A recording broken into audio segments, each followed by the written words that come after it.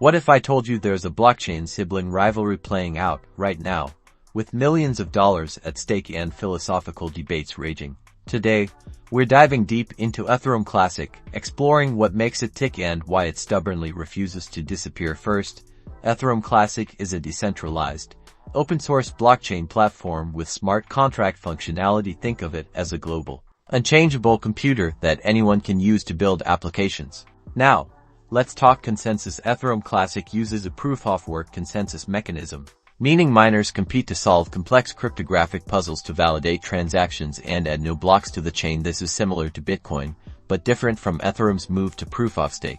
The real magic comes from smart contracts. These are self-executing contracts written in code, stored on the blockchain, and automatically enforced when predetermined conditions are met. They enable everything from decentralized finance to DeFi to NFTs. So, what's the beef with Ethereum? The big split happened after the DAO hack in 2016. Ethereum chose to hard fork, essentially rewriting history to return stolen funds. Ethereum Classic, however, stuck to its principles of immutability, arguing that the blockchain should not be altered, even in the face of significant losses. This is where the philosophical reasons come in. Ethereum Classic supporters believe in Coda's law and the sanctity of the blockchain's immutability. They prioritize censorship resistance and a truly decentralized system, even if it means accepting the consequences of hacks. In essence, Ethereum Classic represents a different vision for the future of blockchain, one that values immutability above all else. It's a fascinating case study in the complex trade-offs inherent in decentralized systems. Thanks for watching,